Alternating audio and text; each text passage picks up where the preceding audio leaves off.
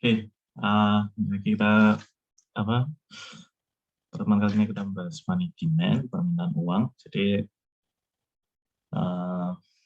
pertama apa yang dimaksud dengan money demand, permintaan uang. Jadi tentu saja apa, bukan tentang berapa uang yang diinginkan. Ya, misalnya kalau berapa jumlah uang yang diinginkan ya, setiap orang pengen punya sebanyak-banyaknya atau tapi uh, apa ya kalau barang itu kan kalau permintaan barang berapa barang yang diminta pada harga tertentu. Nah, kalau permintaan uang ini sebenarnya kita malah nggak perlu bahas tentang harganya dulu karena tadinya nanti akan ada beberapa faktor yang mempengaruhi permintaan uang. Tapi uh, yang dimaksud dengan permintaan uang di sini lebih kepada uh, porsi uang itu. Jadi berapa bagian dari kekayaan kita yang ingin diwujudkan dalam bentuk uang. Jadi berapa uang yang ingin dipegang, berapa yang ingin uh, yang ingin dibawa ya. Jadi karena kekayaan kita itu bisa kita wujudkan bukan hanya dalam bentuk uang saja, bisa kemudian kita bisa kemudian dibuat untuk membeli sesuatu, beli baik itu barang konsumsi, atau aset gitu. Asetnya baik aset fisik, aset keuangan, ya, aset keuangan ya termasuk seperti deposito, mungkin saham, aset fisik bisa jadi itu ya properti, emas, segala macam ya. Nah, di antara berbagai pilihan itu, tapi kemudian kita masih selalu menginginkan ada sejumlah uang yang uh, yang kita pegang atau ya sebenarnya tidak selalu dipegang ya, kalau seperti uang elektronik ya. Kemudian intinya yang tersedia gitu loh, yang bisa kita gunakan untuk melakukan transaksi. Nah, karena pilihannya kan tadi kalau di aset yang lain itu kita bisa kemudian mendapatkan income dari situ, tapi kalau uang kan enggak. Nah, uang itu adalah persoalan kemudahan. Nah, itu pilihan untuk kemudian tidak menggunakan, misalnya tidak untuk menggunakan uang itu untuk yang lain dulu, misalnya tidak langsung kita belikan yang lain, tapi kita masih pegang uangnya saja, itu yang disebut dengan permintaan uang. Kurang lebih seperti itu. Nanti di sesi hari ini kita akan belajar ya apa yang kemudian tentukan berapa banyak yang uang yang kita pegang itu. Terus nantinya itu akan pengaruhnya kepada bagaimana uang itu berpengaruh ke ekonomi, yang akan menjadi topik bahasan kita pada pertemuan selanjutnya.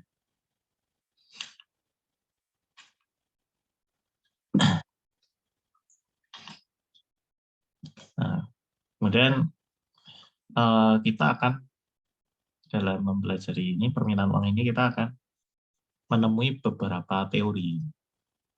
Jadi ya ini sudah agak berbeda dengan bahasan kita mengenai pasokan uang yang relatif tidak ada teorinya lah, tapi tidak ada perbedaan penjelasan tentang itu. Kalau untuk yang permintaan uang ini itu memang ada beberapa alternatif penjelasan. Mungkin karena dari sisi ini ya nature, kalau pasokan uang itu kan jelas ya, uangnya sendiri bisa dihitung, jumlahnya itu bisa dihitung. Tapi kalau permintaan itu sebenarnya konsep yang sebenarnya relatif lebih abstrak, karena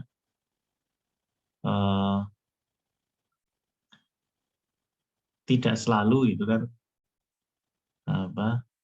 permintaan itu kemudian ya sesuai dengan apa yang pasokannya. Ya sebenarnya pada akhirnya itu berapa yang kita pegang itu juga nanti ngasih seperti sebuah hasil sebenarnya, ada interaksi dari permintaan dan pasokan uang itu sendiri. Jadi seperti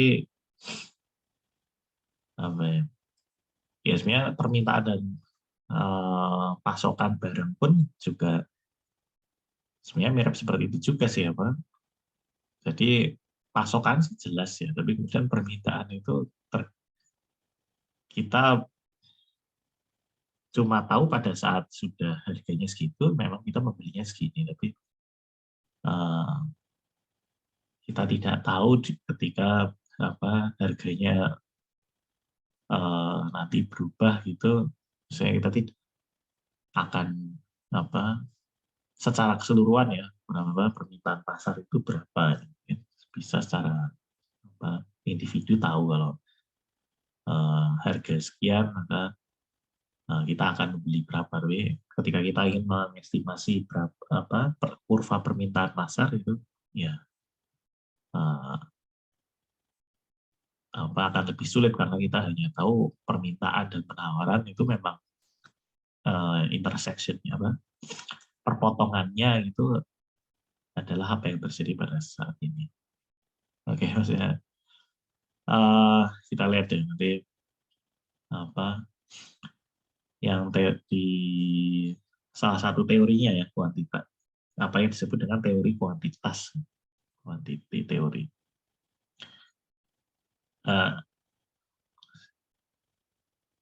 Ini quantity teori ini sebenarnya ada berapa versi. Nah, itu semuanya dulunya kenapa disebut quantity teori itu karena dulunya itu quantity teori ini lebih banyak bahas soal hubungan antara pasokan uang dengan harga. Jadi kuantitasnya itu maksudnya adalah kuantitas uang. Tapi kemudian pada perkembangannya quantity theory juga digunakan untuk menjelaskan mengenai permintaan uang. Ini yang pertama kali yang menggunakan quantity theory untuk menjelaskan permintaan uang itu. Salah.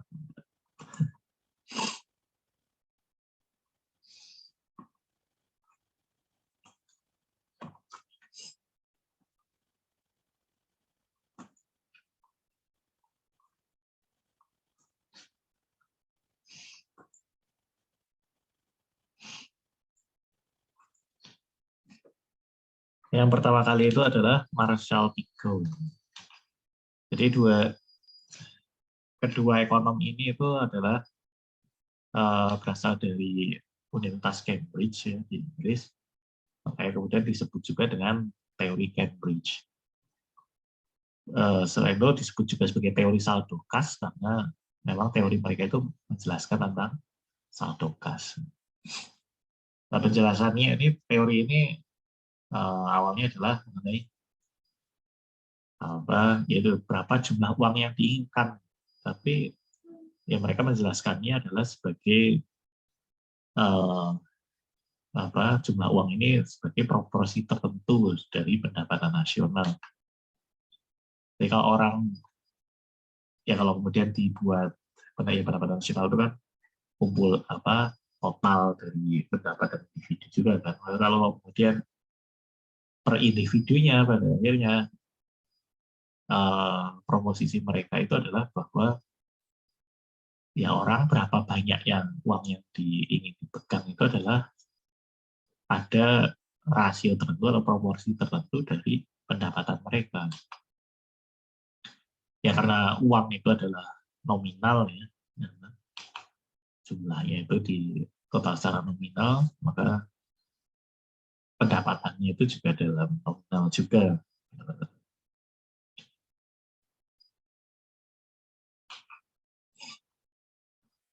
Jadi P kali Y, yang perlu dipahami yaitu adalah pendapatan real. Jadi sebenarnya kita langsung bisa kita amati kan pendapatan nominal. Sebenarnya pendapatan nominal yang kita lihat itu adalah sudah P kali Y, bukan Y saja.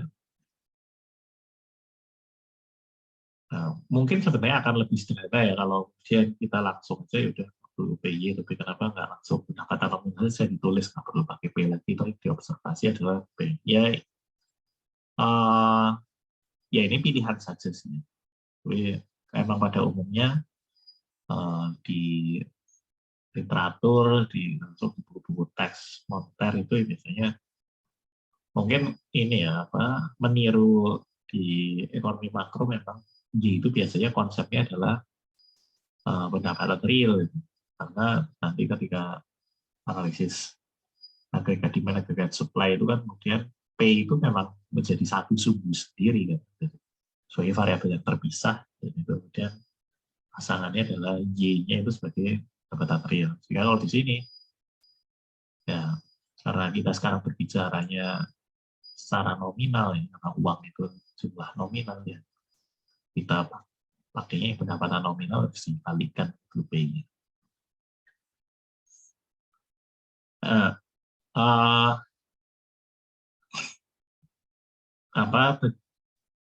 Marshall dan Pico ini menjelaskan bagaimana orang berapa yang dia minta, uang yang ingin dipegang itu. Kalau Marshall itu menjelaskannya bahwa orang itu sebenarnya menginginkan untuk membawa purchasing power dalam jumlah tertentu. Jadi yang mereka inginkan adalah ya mereka punya cukup purchasing power, itu berarti daya beli kan. Jadi punya cukup uang yang bisa digunakan untuk membeli barang dalam jumlah tertentu. Ya sebenarnya dalam berbagai barang ya. Tapi kalau misal disederhanakan, katakanlah yang bisa digunakan untuk membeli beras 10 kilo. Nah itu maka yang penting adalah uangnya itu cukup untuk membeli beras besar 10 kilo. Jadi katakanlah gini, misal pendapatan nominal itu adalah 1 juta, lalu kemudian K-nya itu adalah K itu sebenarnya nanti pada akhirnya hubungannya nanti bisa dihitung terakhir, tapi kemudian permintaan uangnya adalah misal orang pendapatannya 1 juta pendapatan nominalnya, dia ingin bawa uang tadi bisa digunakan untuk beli beras 10 kilo, dan 10 kilo itu adalah 100.000, berarti yang diinginkan adalah bisa membawa uang yang cukup untuk membeli beras 10 kilo, berarti dia ingin untuk membawa uang 100.000. Nah nanti kenapa kemudian yang ditekankan di sini adalah purchasing power-nya yang ditekankan, karena nanti kalau ada perubahan harga gitu ya, misal harganya naik jadi 2 kali lipat, jadi tadinya kalau beras itu belinya tadi 10 kilo itu 100.000, terus ada kenaikan harga menjadi 200.000, maka kemudian permintaan uang itu akan berubah. Orang nggak lagi cukup 100.000, karena yang diinginkan sebenarnya bukan soal 100.000-nya, tapi yang diinginkan adalah membawa uang tadi yang cukup untuk membeli beras 10 kilo tadi. Berarti sekarang nggak cukup 100.000 untuk beli beras 10 kilo. Dia perlu 200.000 untuk beli beras 10 kilo itu. Maka berarti permintaan uangnya juga menjadi berubah menjadi 200.000, bukan lagi 100.000. Nah itu ininya.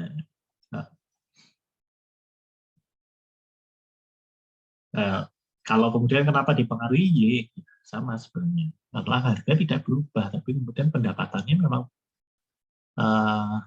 memang ada perubahan pendapatan, kenaikan, misal ada kenaikan pendapatan karena ya kenaikan produktivitas, sehingga kemudian kalau tadi harganya yang berubah, sekarang pendapatannya yang kemudian naik jadi 2 kali lipat, maka ya nah kalau ini memang keinginannya untuk membawa uang sekarang berubah gitu. Tapi bukan karena ingin apa. Kalau tadi kan sebenarnya permintaannya masih sama ya, secara real benasnya tadi yang ingin dibeli 10 kilo.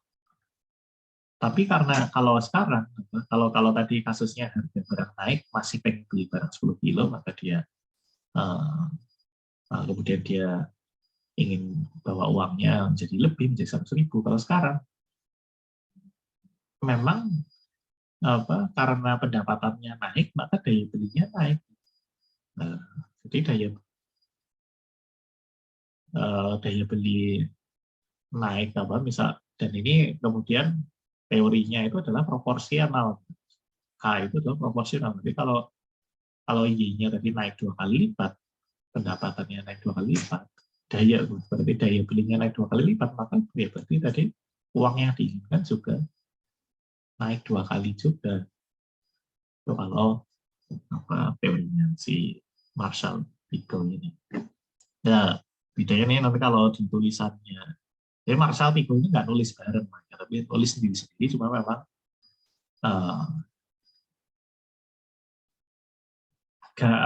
gagasan yang dibawa itu sama ya, tentang bagaimana mereka mendeskripsikan hubungan antara permintaan uang dengan ekonomi. Ya mungkin karena mereka satu kampus kan, di Cambridge, jadi saling mempengaruhi kan mesti pikiran. Tapi Marshall itu sebenarnya lebih dulu nulisnya ya, dan lebih di deskripsi lah yang menjabarkan tentang hubungan antara permintaan uang, persisisi dengan daya belinya. Tapi yang kemudian merumuskan persamaan itu M sama dengan KPI seperti itu adalah Pico. Nggak persis tulisannya, tapi itu sih dia nggak pakai apa. Ya, nggak semuanya huruf-hurufnya gitu beda sih. Ini memang kemudian disesuaikan dia lebih mudah dibandingkan nanti antara satu teori dengan teori yang lain, juga dengan ya biar kita familiarnya biasanya pakai notasi apa. Tapi intinya sama, bahwa kemudian permintaan uang itu proporsional terhadap pendapatan nominal. Nah sebenarnya sih kalau dari sisi teorinya mereka juga nggak cuma dipengaruhi oleh pendapatan juga, tapi oleh kekayaan. Apalagi mereka akhirnya ketika Pico merumuskan menjadi hubungannya itu dengan pendapatan saja, itu karena asumsinya ya kemudian pendapatan dengan kekayaan itu juga proporsional. Orang yang kekayaannya lebih tinggi ya pendapatannya juga lebih tinggi, sehingga kemudian cukup diwakili dengan salah satu variabel saja ya, pendapatan saja. Nah, kemudian kita teori Friedman ini sebenarnya kita kayak meloncat ya. Jadi kalau dari sisi periodenya itu tadi kalau yang Marshall dan Pico itu kan bahkan sebelum Keynes, jadi bahkan sebelum 1930. Sementara Friedman ini nanti tahun 60-an, 60-70 ini banyak nulisnya. Dan di antara mereka itu ada Keynes. Kira kan karena Friedman ini pada akhirnya dia kembali ke teori kuantitas, sampai ini dikelompokkan di teori kuantitas ya, dibahas bersama yang teori kuantitas. Nah, tapi mungkin ada yes,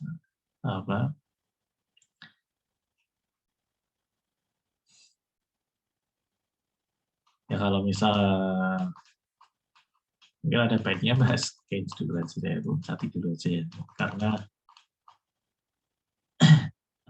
kalau dari sisi perkembangannya itu memang sebenarnya Keynes dulu, nanti yang dia kemudian mengembangkan dari teorinya Cambridge, terus nanti sebenarnya Friedman itu mengembangkan dari teorinya Keynes.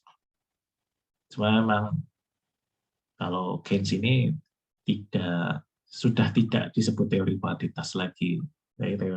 Kalau teorinya Keynes itu nanti disebutnya teori preferensi likuiditas. Nah, basis pertama dari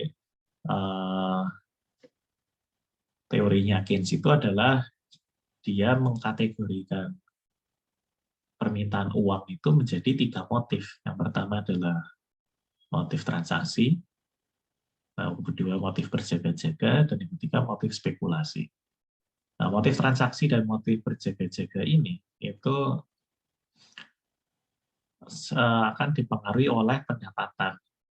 Nah, itu nanti masih akan sama dengan teorinya Cambridge. Dan kebetulan si Keynes ini juga dari Cambridge juga, makanya dia masih banyak dipengaruhi oleh teori Cambridge.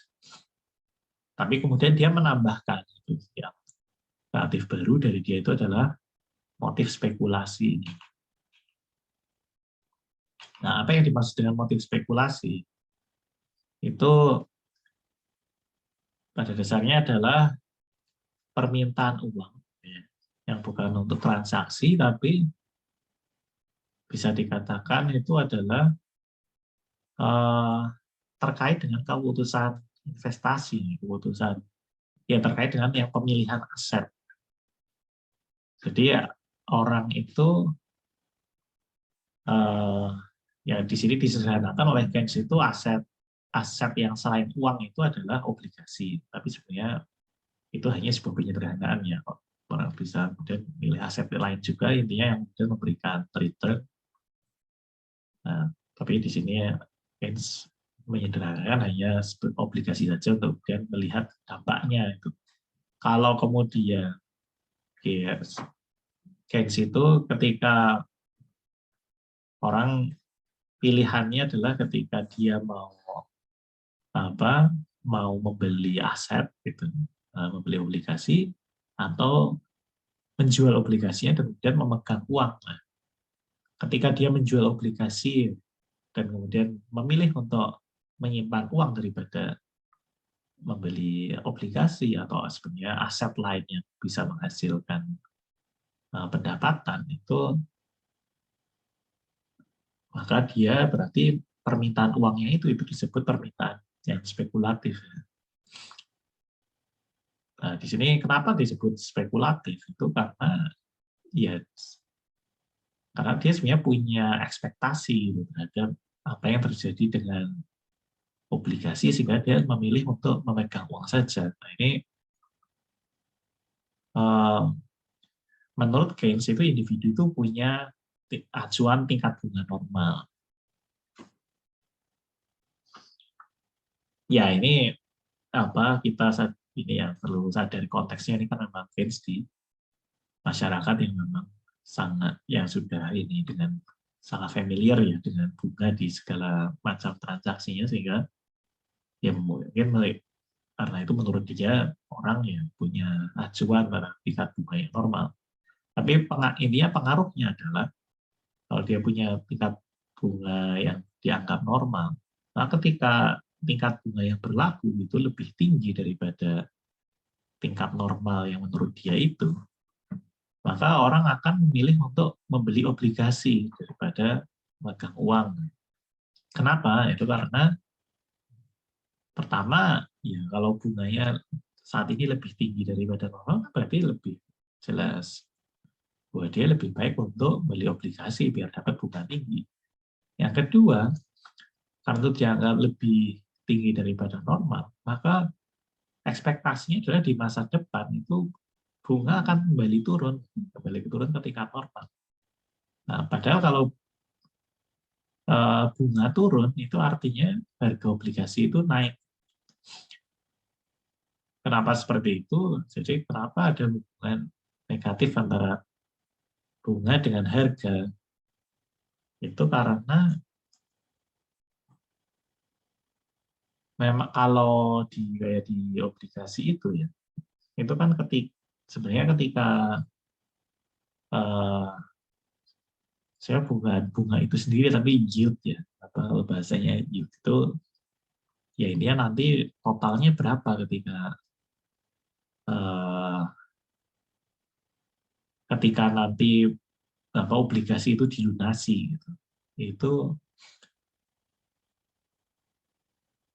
berapa sebenarnya yang didapat, atau tidak harus itulah, tapi misal bunga itu punya kupon gitu kan, kupon itu pembayaran bunganya, tapi itu bukan dalam bentuk persen sebenarnya, tapi kupon itu adalah bahwa berapa hak yang didapatkan di tiap periode. Misal uh, kuponnya itu adalah 100.000 per tahun katakanlah ya, maka tingkat bunganya atau yield-nya itu berapa itu sebenarnya tergantung dari harga obligasi waktu itu. Nah, berarti kan karena kuponnya itu tetap 100.000. Kalau harga obligasi naik, maka tingkat bunga efektifnya itu yang yield-nya itu menjadi lebih rendah. Misal gini, kalau 100.000, kalau harga obligasi 1 juta, kuponnya tadi 100.000 kan berarti bunganya atau yield-nya itu kan 10%. Tapi kalau harga obligasinya naik menjadi 2 juta, maka menjadi 5% kan, yield-nya. Sebaliknya kalau turun dari 1 juta turun menjadi 5 juta, berarti malah tingkat bunga atau yield-nya itu menjadi 20%.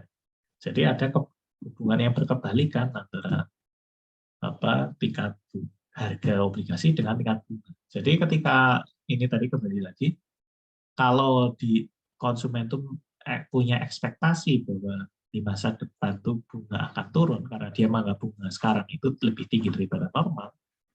Jadi kalau di masa depan ekspektasinya bunga akan turun, berarti artinya dia punya ekspektasi bahwa harga obligasi akan naik di masa depan. Nah, kalau ada ekspektasi harga naik di masa depan, kan artinya ada potensi capital gain. Jadi bunga yang lebih tinggi daripada normal di masa sekarang itu tadi artinya dua, ya bunga tinggi itu sendiri menjadi sebuah pendapatan, kemudian potensi capital gain karena ekspektasi kenaikan harga di masa depan itu juga menjadi pendapatan juga. Yang akan menguntungkan untuk memegang obligasi pada saat sekarang.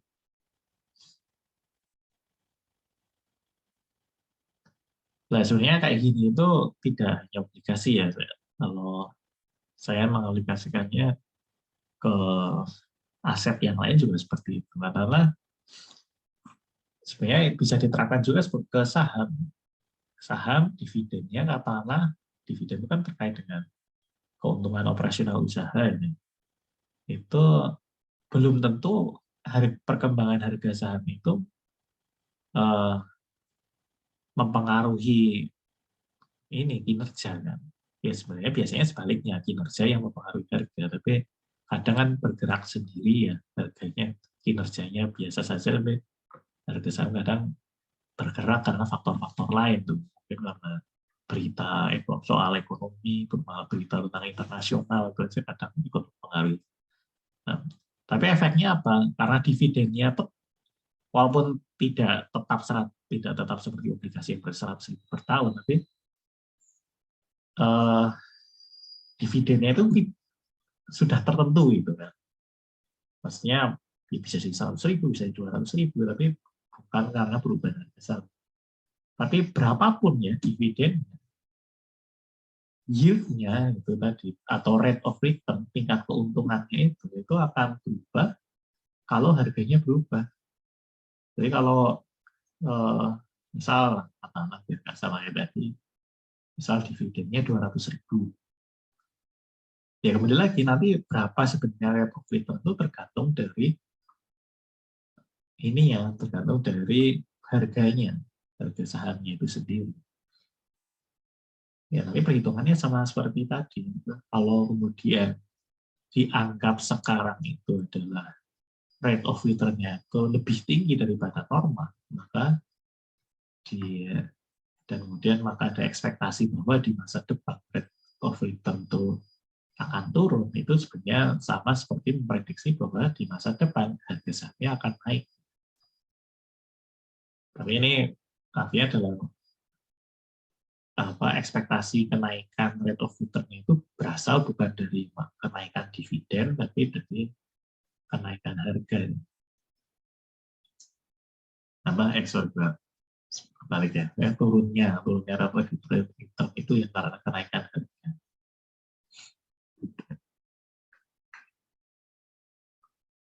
Oke,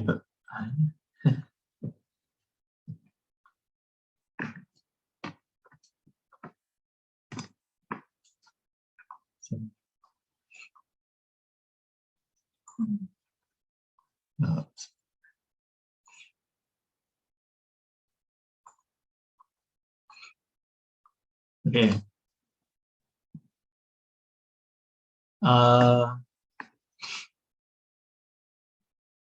Nah, jadi intinya tadi ya ada dua kebalikan antara ya baik itu bunga atau rate of return sebenarnya ya. Cuma kalau sesuai dengan Keynes itu yang pakai bunga ya. Saya tadi cuma menerapkan rate of return itu sebenarnya kalau misal teori ini mau diterapkan bukan hanya pada obligasi saja, itu sebenarnya mirip. Gitu. Nah, itu nanti kalau misal kita mau mengaplikasikan di perekonomian yang Islam itu yang tidak dibuka ya tadi diganti dengan rate of return. Nah, maka hubungan antara permintaan uang dengan tingkat bunga itu adalah terbalik tadi. Maksudnya tadi apa? Kalau orang tadi tingkat bunganya relatif tinggi, maka kemudian orang memilih untuk membeli obligasi, kan artinya dia mengurangi jumlah uang yang dia pegang. Karena uangnya digunakan untuk membeli obligasi. Jadi dia akan lebih banyak. Sekarang jumlah obligasinya menjadi bertambah, tapi jumlah uangnya berkurang. Artinya ini permintaan uang itu punya hubungan negatif dengan tingkat bunga. Ini terutama permintaan uang yang untuk tujuan spekulasi. Sebaliknya kan nanti kalau kemudian tingkat bunganya rendah, lebih rendah dari normal, maka kemudian orang akan memilih untuk menjual obligasi, berarti dia menjadi memegang obligasi menjadi lebih sedikit, sementara uang yang dipegang menjadi lebih banyak. Nah, itu yang disebut dengan hubungan uang untuk tujuan spekulasi, karena dia seperti berspekulasi bahwa obligasi akan mengalami penurunan harga di masa depan, maka dia lebih baik pegang uang daripada pegang obligasi. Itu yang disebut dengan permintaan uang untuk spekulasi seperti itu.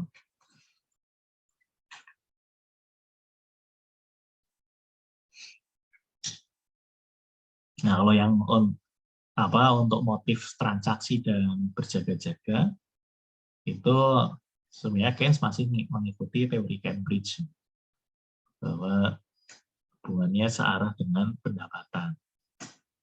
Nah, kemudian secara keseluruhan itu teori preferensi likuiditasnya Keynes itu adalah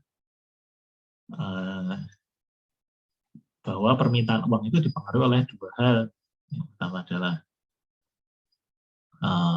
dipengaruhi oleh pendapatan, yang hubungannya positif, dan dipengaruhi oleh bunga yang hubungannya negatif.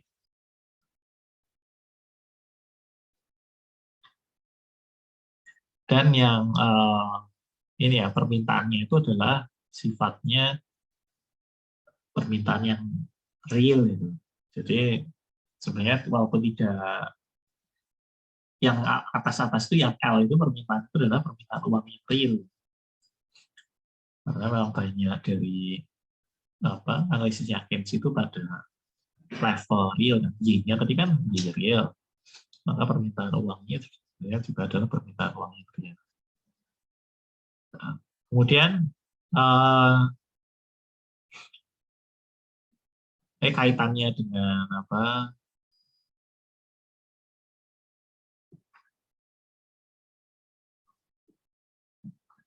Yang velocitas ini, oke. Ya, segera.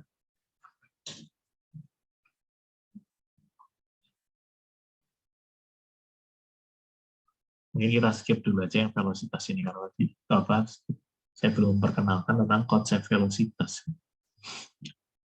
Oke. Kita lanjut ke teorinya William Baumol. Nah, kalau William Baumol ini sebenarnya masih ikut Keynes gitu. Jadi kalau ikut Keynes pada dari sisi bahwa bunga itu mempengaruhi permintaan uang.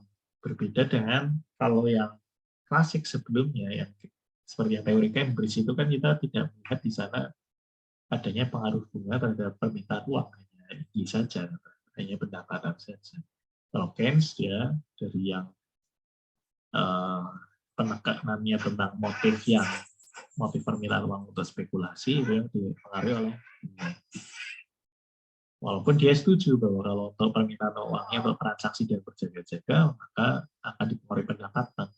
Kalau teori Cambridge itu fokusnya itu memang di permintaan uang untuk transaksi, makanya kemudian kan tadi yang penjelasannya Marshall tadi, bahwa permintaan uangnya itu terkait dengan purchasing power, kebutuhan untuk daya beli. Memang kebutuhannya adalah untuk melakukan transaksi, untuk membeli sesuatu. Nah, di sini kalau Baumol ini, dia perbedaannya adalah pada bahwa permintaan uang untuk transaksi pun, menurut Baumol itu juga dipengaruhi oleh bunga juga. Jadi bukan hanya permintaan untuk spekulasi saja yang dipengaruhi oleh bunga, tapi permintaan uang untuk transaksi juga dipengaruhi. Karena apa? Karena menurut Baumol ini, orang ketika memilih berapa banyak yang uang yang dibawa untuk keperluan transaksi, dia juga masih punya trade off gitu dengan bunga itu. Karena seandainya dia bawa uangnya nggak banyak-banyak, itu dia bisa sementara simpan di berbagai macam aset lah ya. Aset tapi yang aset yang liquid. Jadi bisa itu di tabungan, di obligasi. Karena di penjelasannya juga yang mengikuti Keynes itu penjelasannya adalah alternatifnya obligasi. Bagi Baumol itu seorang itu bisa kemudian memaksimalkan pendapatan bunganya dari obligasi kalau misal dia nggak terus-terusan megang uang, walaupun dia kebutuhannya sama, kebutuhan transaksinya sama, tapi dia bisa kemudian simpan sebagian dulu sebagai obligasi, lalu ketika persediaan kasnya mulai menipis, dia jual obligasinya itu sehingga dia akan dapat tambahan cash lagi. Terus menipis lagi, baru jual lagi. Lalu kemudian ketika orang punya memperoleh pendapatan, ya kemudian sebagian dibelikan obligasi dulu. Jadi makanya kemudian kita lihat grafiknya itu seperti segitiga itu. Itu karena memang yaitu bahwa awalnya kasnya 1.000. Lalu ketika kemudian sudah mau habis, nah dia ambil lagi. Nah, kalau misal katakanlah pendapatannya 1.000, ya. Kalau kemudian dia buat dalam cash semua, ya dia nggak memperoleh pendapatan. Sampai bulan berikutnya habis dapat pendapatan lagi. Tapi ada alternatif, dia nggak harus pegang 1.000, tapi pegangnya 500 saja. 500 itu dibelikan obligasi dulu, maka misal dia habisnya karena dia cuma pegang 500, katakanlah di tengah bulan habis, baru kemudian dia jual obligasinya yang 500 sehingga dia pegang kas 500 lagi. Tapi kan berarti paling tidak dia selama setengah bulan itu dia menikmati bunganya. Nah, itu kalau mau lebih besar lagi, ya berarti malah lebih kecil lagi saldo kasnya jangan 500 tapi 250 sehingga dia masih bisa pegang obligasi 750, kan pendapatan bunganya menjadi lebih tinggi lagi. Nah, kalau kayak gitu kan sepertinya logikanya kalau gitu sekecil-kecilnya dong saldo kasnya. Nah, itu enggak juga karena orang harus mempertimbangkan walaupun dia memperoleh pendapatan bunga, tapi nanti ada biaya transaksi. Jadi kalau dia harus sering-sering menjual obligasi. Kalau misal di pasar uang itu, ketika kemudian kita kan melalui pialang atau kemudian pakai ya, kalau sekarang ada platform-platform jual beli gitu ya, pakai aplikasi itu, ya mungkin akhirnya tergantung masing-masing medianya ya. Tapi kalau dulu secara umum ya biasanya akan ada di transaksi. Semakin sering bertransaksi, berarti biayanya semakin besar. Nah, itu menjadi semacam imbangannya. Jadi orang harus mempertimbangkan antara benefit dari memegang kas gitu, memegang kas lebih banyak, itu dia akan menghemat biaya transaksi, tapi kemudian dia akan ada cost-nya itu kehilangan, dia akan kehilangan kesempatan untuk memperoleh pendapatan bunga. Nah, intinya kemudian orang akan mencari titik optimalnya, di mana dia antara ketika pendapatan bunga dikurangi biaya transaksinya itu paling tinggi itu di titik cash, saldo cash seberapa. Jadi apa itu 1.000, apa 750, 500, apa 250. Nah, itu kemudian permintaan uangnya itu di titik itu. Nah, sebenarnya nanti kalau dari rumusnya itu agak jelimet persamaannya. Sebenarnya nggak jelimet, tapi karena nanti di sini akan melibatkan persamaannya itu akan kuadratik gitu ya, terus ya dicari titik tertingginya. Jadi pakai hitungan matematis, pakai ya titik maksimalnya itu kan nanti bisa bisa pakai turunan, bisa pakai yang hitungan yang lain, pakai rumus untuk menentukan titik puncaknya. Tapi kuncinya itu adalah akan ada titik optimalnya. Dan karena nanti hubungannya menjadi tidak linear ya, maka berarti hubungannya nanti tidak lagi proporsional. Seperti kalau teori Keynes kan proporsional, pendapatan naik 2 kali, berarti permintaan uang juga naik 2 kali. Tapi kalau yang teorinya Baumol ini hubungannya tidak linear. Pendapatan berubah berapa, itu nanti permintaan uangnya juga berubah, tapi tidak sebesar perubahan pendapatan.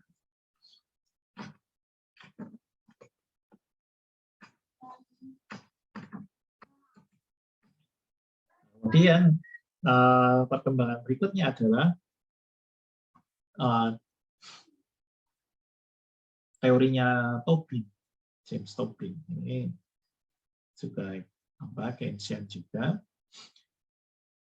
Nah, dia lebih fokus di permintaan spekulasi, permintaan uang untuk spekulasi. Itu dia menjelaskannya pada dia menggunakan mirip dengan teori konsumsi itu yang saya pakai analisis yang memaksimalkan kepuasan itu. Tapi orang pilihannya adalah pada antara expected return, antara hasil investasinya yang diharapkan dengan risiko. Ya, risiko itu diukur dari simpangan baku. Simpangan baku itu standar deviasi. Ada rumusnya itu, lalu simpangan baku dari return. Jadi ini makanya disebut mean variance model. Jadi mean-nya itu, rata-rata return itu dihitung dari yang expected return itu adalah dihitung dari rata-ratanya, sementara yang resikonya itu dihitung dari simpangan baku. Simpangan baku itu kan akar dari variance, makanya disebut modelnya mean variance.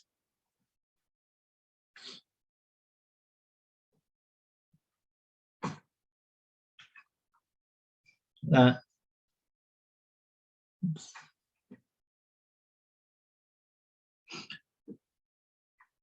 kalau ini ya apa, jadi optimalisasinya itu, yang pertama ya, menjelaskan difference curve-nya dulu deh. Ini difference curve-nya berbeda dengan kalau teori konsumsi itu karena risiko itu kan sesuatu yang tidak disukai ya. Kalau expected return itu disukai, tapi risikonya, variasinya itu tidak disukai. Orang akan lebih senang untuk ya kalau bisa return tinggi plus risiko rendah. Nah, tapi kan kalau indifference curve itu kan menunjukkan kombinasi yang menghasilkan kepuasan yang sama. Artinya kalau kemudian simpanan baku ini sesuatu yang tidak disukai, berarti untuk menghasilkan kepuasan yang sama itu ya kalau resikonya bertambah itu berarti expected return-nya juga harus bertambah juga agar menghasilkan kepuasan yang sama. Artinya apa, orang mungkin akan menjadi tidak akan menjadi indifferent sih. Jadi indifference itu berarti maksudnya dia ya sama saja lah, apa tidak bisa memilih ya, atau pilihannya tidak berdampak lah apa, karena memberikan kepuasan yang sama ketika katakanlah risiko rendah tapi kemudian expected return-nya rendah dengan ketika expected return tinggi risiko tinggi itu kemudian pada titik-titik tertentu itu sama ini kepuasannya. Tapi misal expected return-nya sama, kalau risikonya lebih tinggi, ya itu dia akan kepuasannya akan lebih rendah. Atau kalau risikonya sama tapi expected return-nya tinggi, maka kepuasannya akan lebih tinggi. Makanya itu kan arah utilitas itu ke atas itu maksudnya ya bayangkan tuh yang semua yang berpotongan dengan tanahnya itu provide difference-nya itu adalah itu kan berarti titik-titik yang menghasilkan tingkat risiko yang sama, simpangan baku return-nya sama. Nah, dengan simpangan baku yang sama, tapi kemudian expected return-nya lebih tinggi, ya, untuk kurva indifference curve-nya lebih tinggi, itu kan berarti dia titiknya yang expected return-nya lebih tinggi, berarti kepuasannya lebih tinggi. Makanya itu U2 itu lebih kepuasannya lebih besar daripada U1, U3 juga lebih besar daripada U2. Nah, lalu orang akan memilih portofolio itu antara ya portofolio itu sebenarnya macam-macam, nggak cuma uang obligasi saja, tapi dengan pilihan-pilihan aset yang lain, tapi intinya kemudian uangnya itu berapa persen dari portofolio itu tergantung dari nanti kepuasan maksimalnya itu. Kepuasan maksimal itu terjadi ketika atau optimal ya. Jadi karena ya orang pengen kepuasan sebanyak-banyaknya, tapi masalahnya adalah tidak semuanya available, ya. Tidak semuanya visible. Jadi kalau memang tidak ada kombinasi risk and return yang U3, ini kalau kita masih pakai yang ini kan, yang paling sebelah kiri kan U3. Tapi tidak ada kombinasi risiko dan return yang bisa menghasilkan U3 itu. Yang visible itu adalah dibatasi oleh opportunity locus. Opportunity locus yang garis merah di kuadran yang atas. Jadi opportunity locus itu seperti budget line kalau analisis konsumen ya. Kan kalau analisis konsumen yang berada di luar budget line itu kan berarti memang tidak bisa dibeli gitu. Tidak affordable gitu. Budget line-nya itu kan menandakan berapa banyak yang bisa dibeli, kombinasi yang masih mungkin masih bisa dibeli, masih bisa dicapai. Kan? Nah, kalau ini itu bukan persoalan membelinya, tapi persoalan bahwa portofolio yang ada di pasar itu memberikan kombinasi return dan risiko tertentu, tapi ya tidak semua bisa dicapai, ya. Dan semua bersedia. Jadi di luar opportunity locus itu berarti nggak ada pilihan portofolio yang bisa memberikan return sebesar tertentu dengan tingkat risiko yang hanya sekian. Nah, maka kemudian intinya konsumen yang akan berusaha memilih untuk kombinasi return dan risiko yang memberikan kepuasan tertinggi, yaitu yang bisa dicapai hanya yang U2 kalau yang tadi itu, yang garis inference curve yang tengah, dan itu berada di titik B. Nah, titik B itu ada dia itu terjadi ketika konsumen memilih portofolio yang A bintang. Nah, apa pengaruh kemudian di sini kemudian mendukung Tobin mendukung teorinya Keynes itu dengan memperlihatkan bahwa ketika tingkat bunga berubah, maka portofolio akan berubah. Nah, bagaimana pengaruhnya itu karena bunga itu sebenarnya dia itu adalah menentukan slope dari opportunity locus. Jadi kalau kita lihat di sini asalnya itu adalah ada persamaan opportunity locus itu. Jadi opportunity locusnya itu persamaannya adalah mu itu yang melambangkan expected return-nya itu. Jadi garis merah itu persamaannya adalah mu sama dengan I kali standar deviasi ya, standar deviasi dari return dibagi dengan standar deviasi dari G. G itu capital gain. Berarti itu adalah kalau yang sigma itu saja itu kan cuma dia standar deviasi keseluruhan return. Kalau standar sigma G itu adalah standar deviasi dari capital gain saja. Kalau total return itu kan I ditambah G kan, kalau total return. Jadi capital gain ditambah I itu total return. Standar sigma G ini cuma standar deviasi dari capital gain saja, bukan keseluruhan. Kalau yang keseluruhan yang sigma saja tanpa subscript. Nah, jadi karena slope-nya itu ditentukan oleh I dan capital gain, kalau I berubah, maka capital gain slope-nya juga akan berubah. Nah, ini kita lihat kalau perubahannya adalah dari I1 ke I2, dan I2 ini kan lebih tegak ya. Kalau lebih tegak berarti I-nya naik. Nah, kalau I naik itu tingkat bunganya naik, maka akan ada perubahan itu kan portofolionya dari yang A1 bintang, dari yang titik sentuhnya yang B ke C itu berarti perubahan dari A1 bintang ke A2 bintang. Nah, itu artinya itu adalah kalau I-nya naik, maka orang akan kemudian memilih portofolio yang melibatkan lebih banyak resiko. Kan? Lebih banyak resiko itu adalah, ya maksudnya di sini berarti orang membeli aset-aset yang, karena uang itu kan yang paling tidak berisiko. Uang itu kan ya rate of return-nya emang 0 gitu. Tapi pasti 0, tidak ada risikonya. Sementara kalau aset-aset yang selain uang, ya dia bisa jadi rate of return-nya bisa jadi positif, bisa jadi negatif. Jadi tingkat variasinya akan tinggi, atau bisa dikatakan ya risikonya itu tinggi. Jadi artinya di sini kalau kemudian dari A1 ke A2 itu adalah orang itu berpindah ke portofolio yang risikonya lebih tinggi. Jadi ketika tingkat bunga naik, jadi orang akan memilih portofolio yang risiko lebih tinggi. Itu artinya orang akan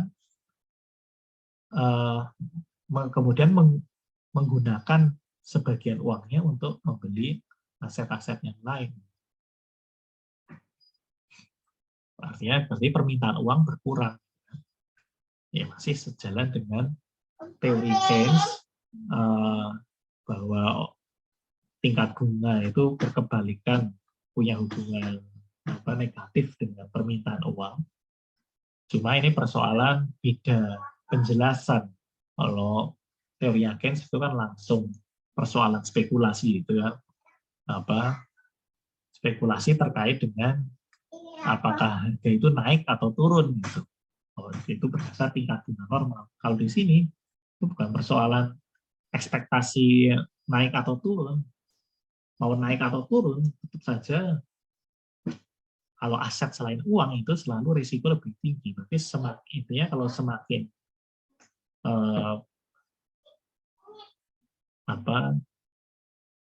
semakin banyak aset lain yang dibeli, itu selain uang, aset selain uang yang dibeli, itu berarti pasti risikonya akan menjadi lebih tinggi. Tapi kenapa mereka mau membeli lebih banyak aset, mau untuk mendapatkan mau kemudian mau menghadapi resiko yang lebih tinggi itu karena ekspektasi return yang lebih tinggi juga. Jadi kalau ekspektasi return lebih tinggi, maka mereka akan mau membeli menghadapi risiko yang lebih tinggi. Nah, ya, kenapa salah satu penyebab kenapa ekspektasi return itu lebih tinggi itu adalah ketika tingkat bunganya naik. Tingkat bunga naik berarti ekspektasi return lebih tinggi, risiko yang mau ditanggung lebih tinggi. Artinya orang akan mau untuk membeli lebih banyak aset, dan itu artinya adalah permintaan uangnya itu menjadi lebih rendah. Ini agak panjang memang.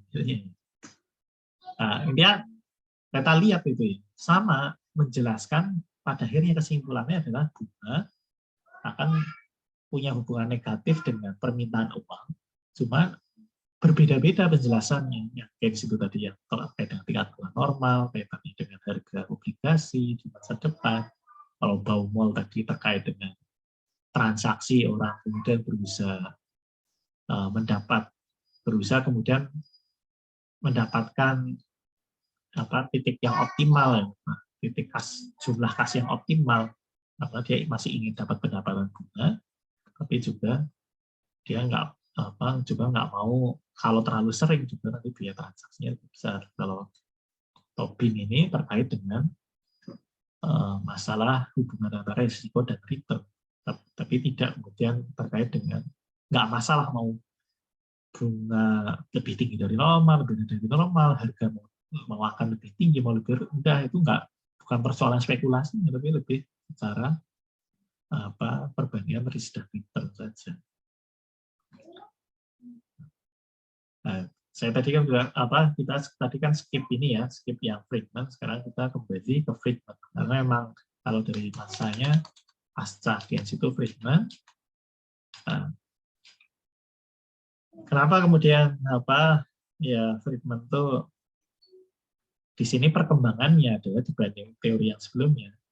Ya Friedman di sini paling tidak kalau dibanding dengan Keynes itu dia lebih kompleks gitu untuk mengkategorikan asetnya, jadi bukan hanya obligasi saja, tapi dia mengkategorikan menjadi beberapa jenis aset, jadi yang memberikan imbalan tetap gitu, seperti obligasi, kemudian memberikan imbalan yang variabel yang berubah-ubah itu seperti saham. Lalu kemudian ada yang kategorinya aset fisik, maka keuntungan yang didapat adalah capital gain. Dan kemudian dia juga mengakui adanya aset manusia. Dan aset manusia itu kan pendapatannya dari ketika dia bekerja. Kan. Kalau aset manusianya tinggi, asetnya kan satunya skill lah terutama. Kalau skillnya tinggi ya kemudian upahnya jadi tinggi juga. Nah, ini maka dia kemudian spesifikasi permintaan uang dari Friedman ini adalah bukan hanya Y dan I saja seperti yang dilakukan oleh Keynes, tapi di situ ada beberapa ini. Selain Y, selain pendapatan juga return dari berbagai jenis aset. Itu dia masukkan di situ. Nah, kemudian perbedaan kedua dari teorinya Friedman ini, Y-nya itu yang dipakai adalah permanent income. Jadi bedanya dengan kalau Keynes itu adalah Y-nya itu adalah income sekarang, current income. Kalau Y-nya Friedman itu adalah permanent income. Nah, apa itu permanent income? Itu intinya dia itu adalah pendapatan rata-rata dari yang seorang yang diharapkan untuk sepanjang waktu, karena orang jadi dia akan membedakan antara permanent income dengan transitory income.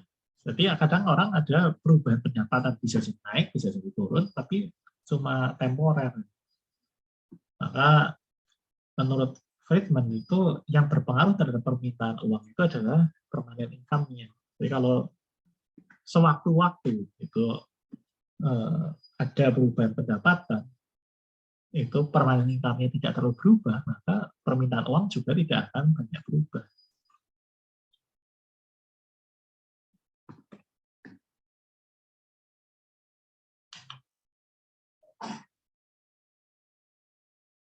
Nah, ini kaitannya dengan velositas, nanti mungkin saya akan bahas di ini aja deh, di pertemuan yang berikutnya. Nanti karena kaitannya nanti velositas itu juga terkait dengan efeknya terhadap harga, efek stok uang terhadap harga.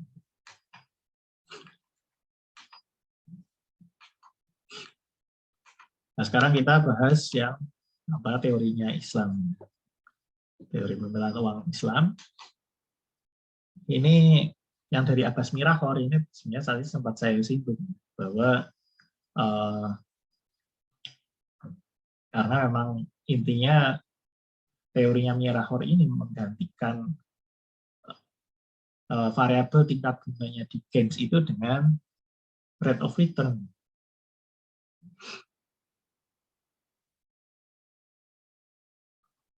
Nah, seperti saya katakan tadi kan sebenarnya segala macam aset itu bisa kita hitung rate of return-nya. Bunga itu adalah rate of return bagi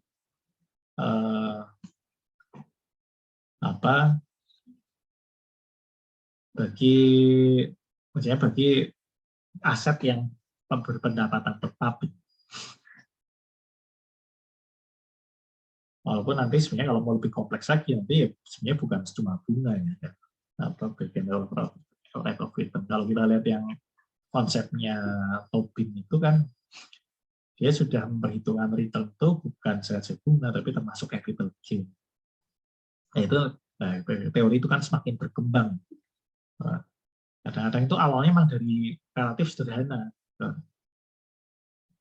Ya karena ketika perkembangan teori pada awal itu ya kesederhanaan itu membantu, tapi setelah yang sederhana sudah dipahami lalu kemudian ditambah variabel lain yang tadinya cuma bunga, tapi kemudian sudah disadari bahwa pendapatan itu bukan cuma dari bunga tapi juga dari capital gain, sehingga kemudian rate of return itu dilihat totalnya dari bunga maupun capital gain. Itu kalau untuk yang pendapatan tetap. Dan kalau kita lihat berbagai jenis aset yang lain itu macam-macam. Kalau bagi hasil ya nanti bisa dihitung rate of return-nya. Kalau itu adalah rumah yang disewakan, rate of return-nya ya dari salah satunya dari pendapatan sewa dibagi dengan ya modalnya membeli rumah itu berapa. Nanti belum yang capital gain-nya.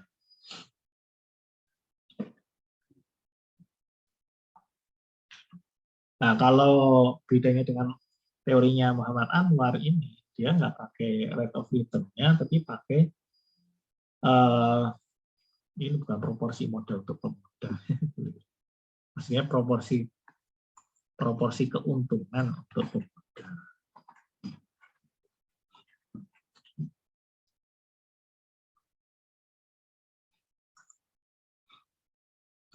Ini juga bukan dengan bagi hasil.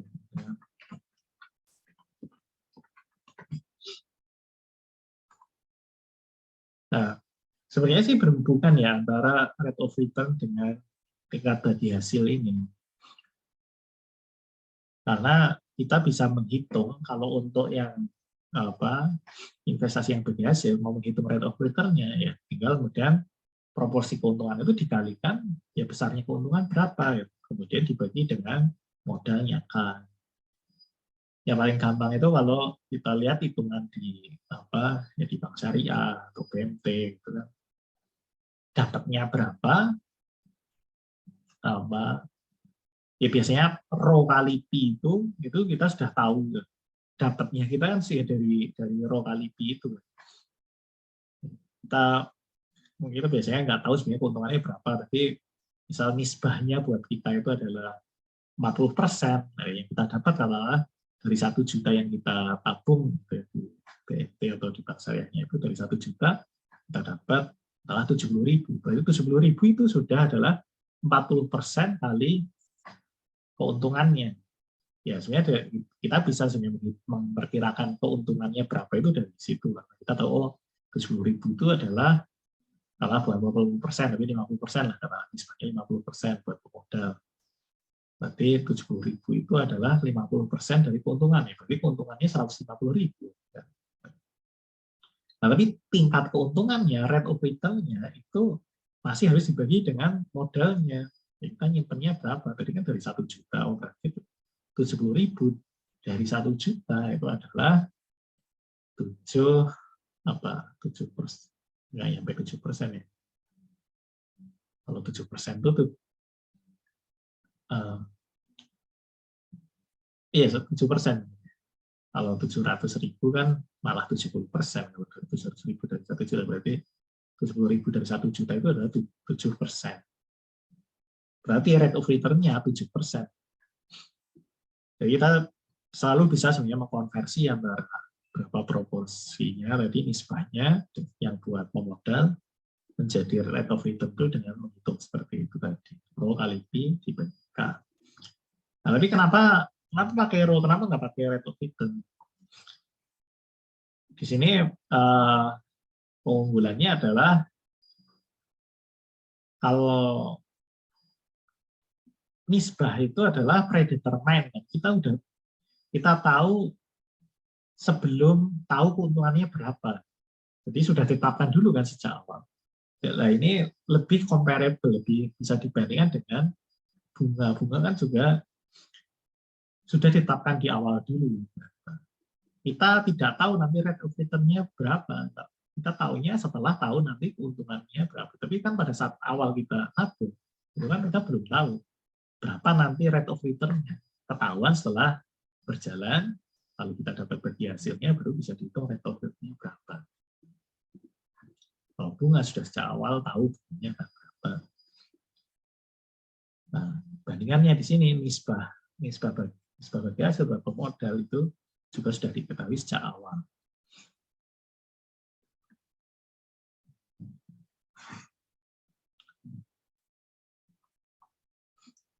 Nah, yang sebenarnya mempengaruhi permintaan uang itu yang mana? Ya, kalau sebenarnya ya kembali lagi karena kita kan permintaan uang itu persoalan mau memilih itu ya, mau dibelikan aset atau mau memegang uang atau mau tetap uang saja. Nah, ini kan berarti keputusan kita itu kan berdasarkan sesuatu yang sebelum kita menanamkan. Misalnya ketika kita membeli aset atau mau nabung di tabungan mudharabah, ya keputusan kita mau menabung itu kan berdasar apa yang ditawarkan sekarang. Yang bisa ditawarkan sekarang adalah kalau di konvensional yang 3 kalau di yang bagi hasil ya berarti yang nisbah bagi hasilnya itu. Kita berarti baru tahu rate of return-nya berapa setelah berjalan, setelah kita menanamkan. Kemudian permintaan uang itu memang menurut saya sih lebih tepat ditentukan oleh nisbah itu. Ya, atau kalaupun rate of return itu kita cuma bisa ya ekspektasi saja, expected. Tapi itu kan berarti tergantung dari ekspektasinya, itu tergantung dari ekspektasi keuntungan. Kita tahu misal mau nabung 1 juta, berarti K-nya sudah 1 juta. Nisbahnya sudah diketahui 50%. Tapi P-nya, keuntungan yang tidak diketahui pas kita awal mau nabung. P-nya itu hanya expected saja. Kayak berdasar historinya, selama ini keuntungan sekian ya kira-kira akan nggak jauh beda. Dan kita cuma tahu expected saja. Nah, kemudian untuk yang ketiga ini, yang dari ekonomi Islam Matt Wali ini, itu dia nggak pakai malah rate of return atau keuntungan sama sekali. Yang dia pakai di sini justru adalah mu. Mu itu dia definisikan ini adalah pajak pada dana menganggur. Konsep pajak pada dana menganggur ini sebenarnya diambil dari seperti zakat ya. Zakat itu seperti zakat mal, tabungan itu kan kena zakat. Zakat itu seperti pajak ke uang yang menganggur itu, karena seperti tabung akhirnya kena pajak. Nah, walaupun kalau menurut saya dengan teori ini sih, kalau itu pajak ke dana yang menganggur itu adalah berupa zakat, tingkat zakat itu tidak berubah. Ya udah 2,5% berubah. Jadi dia sebenarnya nggak variabel. Ini menjadi variabel kalau memang pajaknya itu bisa berubah-ubah. Jadi mungkin di luar zakat begitu ditentukan. Nah, mungkin maksud Matt Wali ini memang pakai itu saja, Pak. Kemudian karena tidak ada bunga, gantinya ada pajak saja. Nah, ini bukannya mungkin kayak agak asing ya, tapi sebenarnya hal semacam ini itu sempat digagas, sempat diwacanakan ketika menghadapi krisis pasca krisis keuangan global 2008. Itu kan kemudian banyak dana yang menganggur. Karena apa? Biasanya habis krisis keuangan itu kemudian bank-bank itu, mereka itu menjadi sangat risk averse. Karena pada saat krisis kan banyak yang kolaps, kan, bisnis-bisnis yang kolaps. Kalau bisnis kok banyak kolaps kan mereka berarti akan menjadi sangat berisiko untuk menyalurkan kredit. Nanti kalau pada bangkrut, pinjamannya nggak bisa mengembalikan. Walaupun ada kolateral, di zaman krisis yang terjadi adalah kolateralnya itu, nilai kolateralnya juga jatuh. Jadi akhirnya rugi. Kalau krisis yang 2008 itu terutama kan kaitannya banyak dengan rumah ya. Perumahan itu kolateralnya itu adalah rumahnya, tapi harga rumahnya jatuh. Jadi akhirnya ya nggak nutup juga. Misal ada gagal bayar, utangnya nggak bisa ngembaliin, udah disita rumahnya, tapi karena harganya jatuh juga nggak nutup itunya, jadi rugi banyak. Makanya kemudian pasca krisis itu seringnya bank itu relatif nggak mau ngasih kredit, cuma dikit. Nah, berarti kan cash yang menganggur di bank itu banyak. Nah, kemudian itu ya yang diwacanakan pada saat itu salah satunya adalah ya ini perlu ada disinsentif untuk orang menyimpan cash gitu. Nah, ya ada beberapa cara sebenarnya. Saya yang banyak diwacanakan saat itu sih pajaknya adalah berupa inflasi. Gimana caranya biar inflasi, orang itu mengekspektasi ada inflasi, kalau ekspektasi ada inflasi kan berarti dia rugi kalau kekayaannya dalam bentuk cash. Nah, kemudian dia akan terdorong untuk belanja. Nah, inflasi itu kan sebenarnya nanti pajak terhadap uang juga, walaupun bukan uangnya diambil secara nominal. Misal 1 juta diambil 50.000, itu kan bukan seperti itu, tapi nilai realnya yang berkurang. Walaupun tabungannya masih tetap 1 juta utuh, tapi kalau ada inflasi, inflasinya 5%, 10%, ya akhirnya jumlah uang yang sama ini tidak bisa membeli barang sebanyak sebelum inflasi.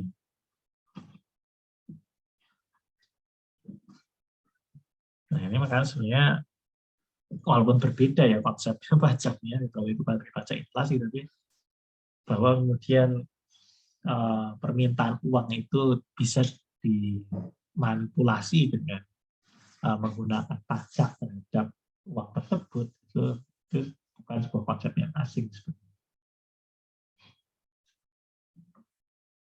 Nah, yang terakhir ini adalah teori dari Capra. Ya. Walaupun menurut saya ya di sini pendekatannya cukup jauh berbeda. Kalau sebelumnya lebih ke berusaha menjelaskan ekonomi secara keseluruhannya. Walaupun kemudian kalau Medley juga yang pajak terhadap uang menganggur juga sebenarnya relatif konsep yang sebenarnya tidak ada di realitas kan sekarang ini. Tapi tidak ada asumsi perilakunya harus Islami itu sebenarnya ya pajak menganggur itu bisa diterapkan di mana aja. Makanya tadi saya contohkan yang inflasi, pajak uang menganggurnya itu dalam bentuk inflasi itu bisa diterapkan juga di ekonomi yang konvensional juga bisa.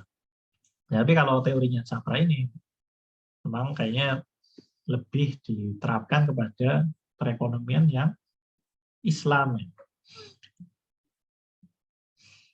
Nah, kemudian ketika dia menspesifikasi persamaan permintaan uang ini, variabel yang dia masukkan di situ adalah Y-nya itu adalah YS. YS-nya itu apa?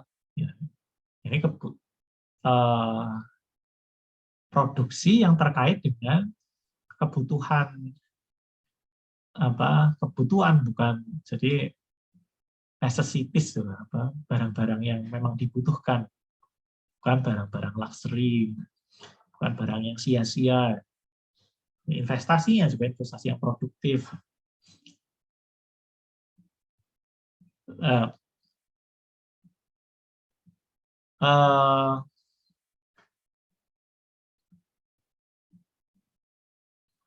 Maksud saya itu kan dalam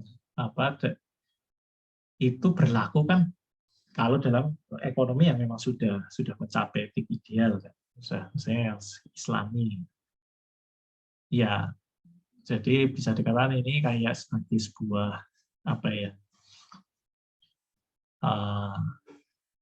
yang diajukan oleh Capra ini lebih untuk menunjukkan apa sih yang terjadi kalau ekonomi Islami sudah Islami, itu agar nanti kita bisa bandingkan bahwa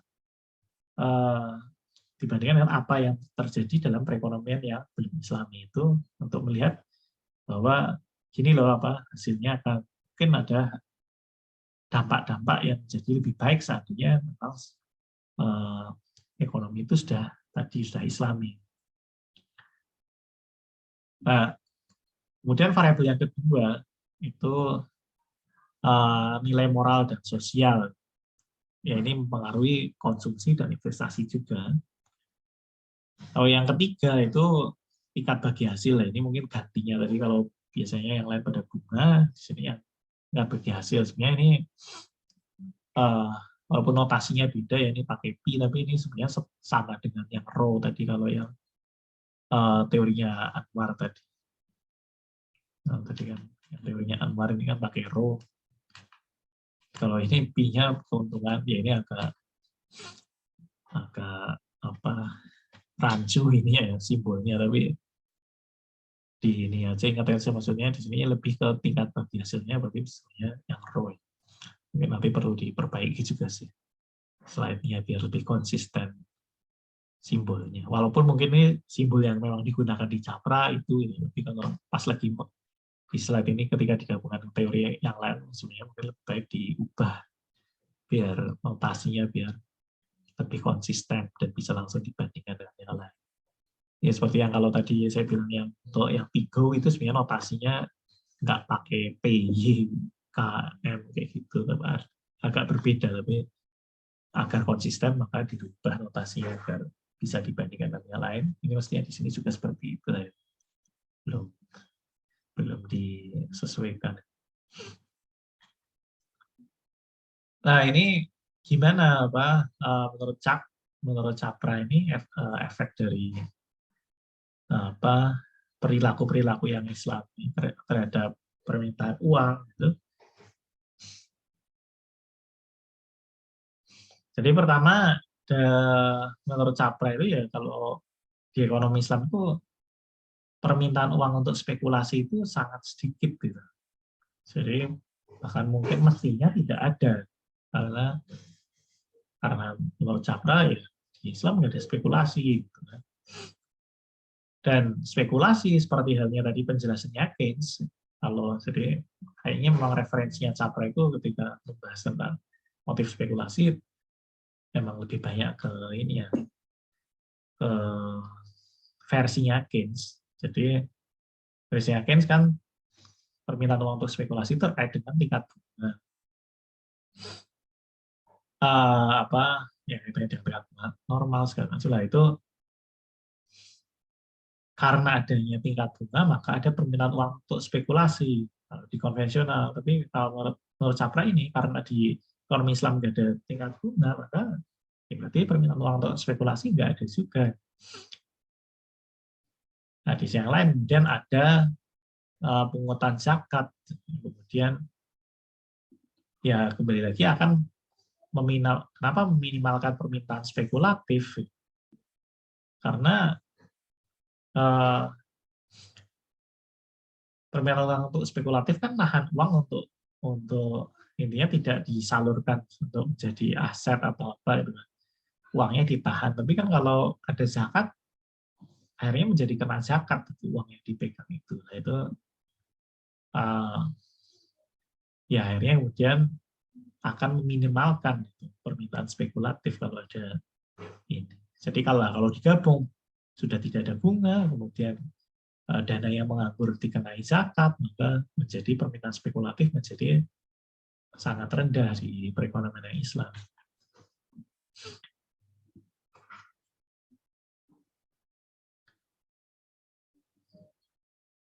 Jadi bedanya di sini kalau karena tidak ada aset berbunga, maka pilihannya adalah antara memenahan dalam bentuk uang atau kemudian diinvestasikan di aset bagi hasil.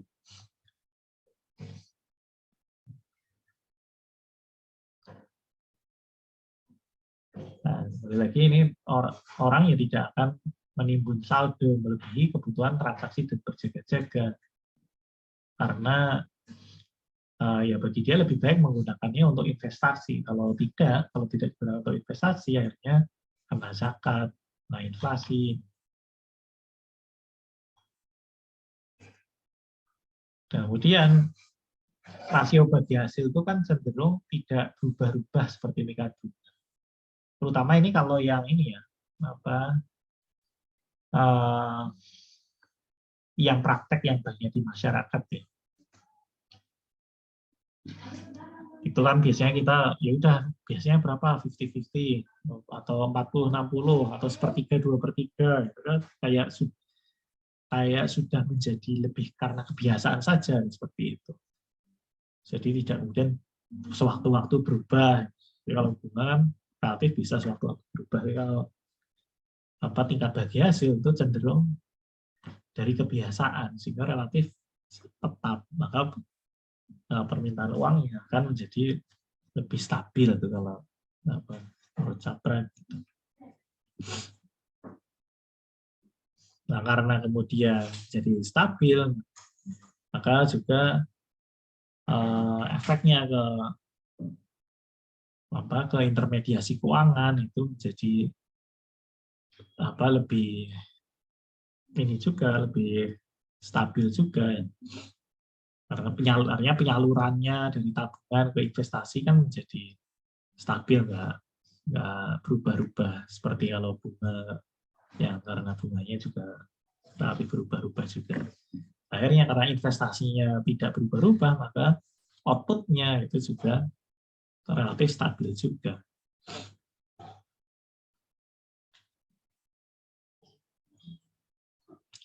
Dan dari sisi permintaan, dari efek konsumsinya, kalau tadi kan bahas investasi ya, dari sisi konsumsi juga sebenarnya relatif stabil juga karena konsumsi di dalam ekonomi Islam itu adalah konsumsi untuk yang kebutuhan. Konsumsi untuk kebutuhan itu lebih stabil daripada konsumsi untuk barang-barang luxury. Karena barang luxury kan pada dasarnya relatif tidak ini kan, tidak harus tidak harus membeli ya pas lagi perlu, bukan perlu ya, tapi pas lagi kepengen beli, enggak, bisa nggak pengen ya nggak beli, atau kemudian harganya berubah beli lah. Kalau barang kebutuhan kan ya mau harganya berubah masih dibeli, mau pendapatan turun kalau nggak terlalu banyak juga masih mau beli. Jadi relatif stabil kalau konsumsi basis kebutuhan dia. Kalau sebenarnya kalau konsumsi luxuries itu akan sangat dipengaruhi oleh situasi.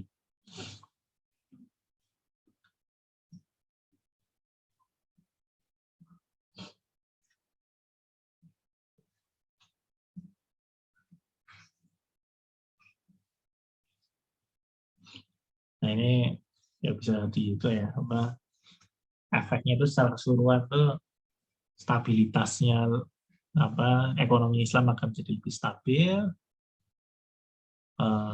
uangnya juga akan lebih efisien digunakan, dan juga menjadi lebih merata. Ya, kalau ini diambil dari bukunya Capra yang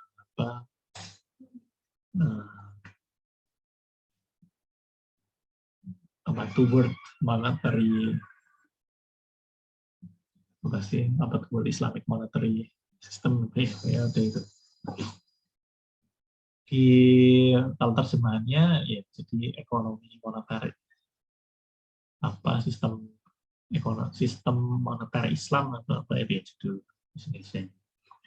Ya itu rinciannya akan banyak di situ. Ini ya saya ambil cuma beberapa paragraf gitu ya, mungkin cukup merangkum. Tapi kalau mau lebih jelas lagi ya bisa dibaca bukunya Capra. Saya kira itu intinya ya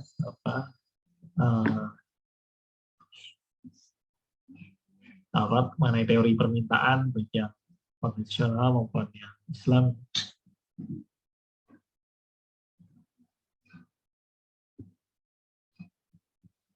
Nah, ada yang kurang jelas atau gimana? Nah, ini kalau penjelasannya Capra yang bisa dirangkum dalam bagian ini. Kaitannya yang dengan uang yang untuk transaksi itu ada konsumsi, investasi. Untuk konsumsi yang tergantung dari pengeluaran untuk yang mana, yang untuk kebutuhan atau yang untuk kemewahan, untuk yang pamer. Kemudian investasi bisa produktif maupun tidak produktif. Nah, impor juga seperti itu, bisa terkait dengan kebutuhan maupun untuk kemewahan. Jadi nanti kalau ya yang ekonomi Islam kemudian ya yang hanya yang gampang konsumsi kebutuhan, investasi yang produktif. Nah, kemudian yang ditiadakan itu yang terkait dengan spekulasi.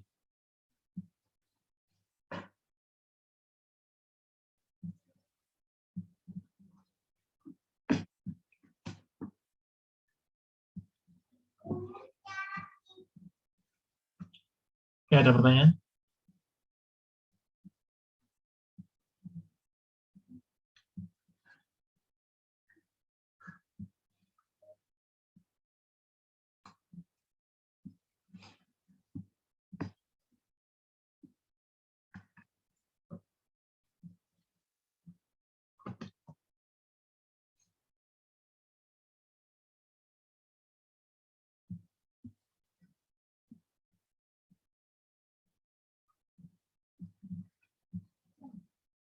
Kita hari Sabtu ini PHL ya untuk yang pertemuan itu yang pas libur tanggal 3 kemarin ya. Itu PHL-nya jam berapa nih Pak? Kenapa? Itu PHL-nya sesuai dengan jam kuliah atau? Iya, sesuai jam kuliah, sama jam. Baik, 12.40 juga. Baik Pak.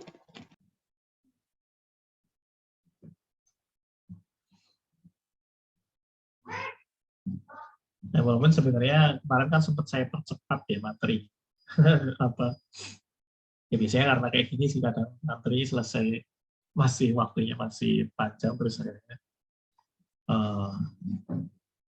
pas kemarin bisa saya percepat gitu. Nah, mungkin besok juga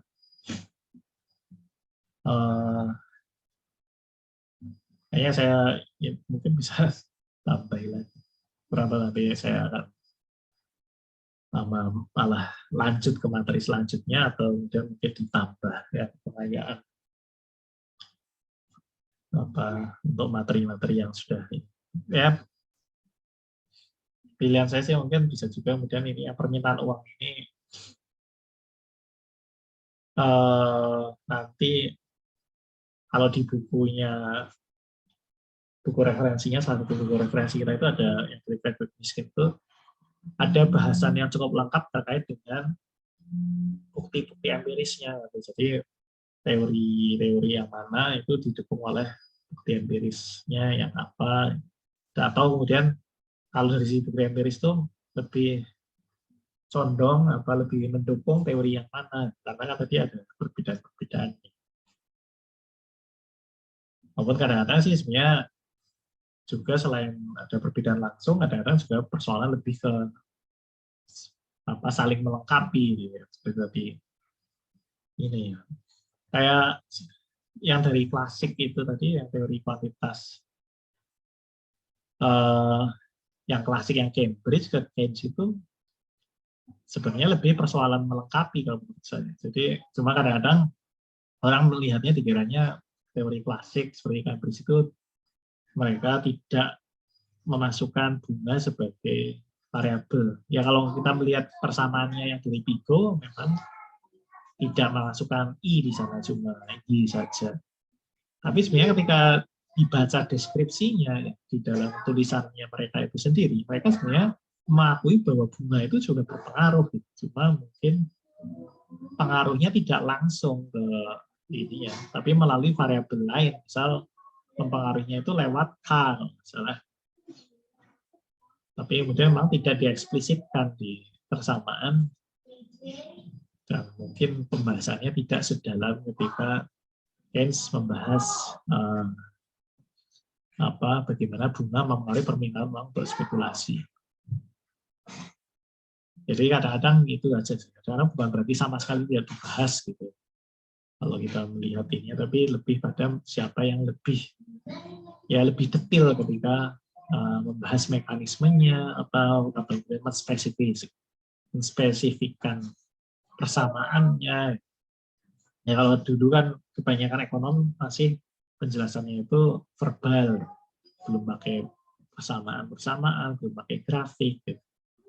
Tapi semakin kesini kan semakin sering, semakin banyak menggunakan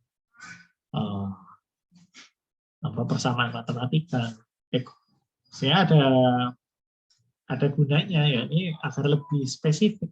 Seperti apa sih sebenarnya yang dimaksud? Hubungannya proporsional atau tidak, kemudian ya hubungan antara Y, I segala macam itu nanti akan lebih spesifik. Kalau verbal kadang-kadang ya jadi kurang ini.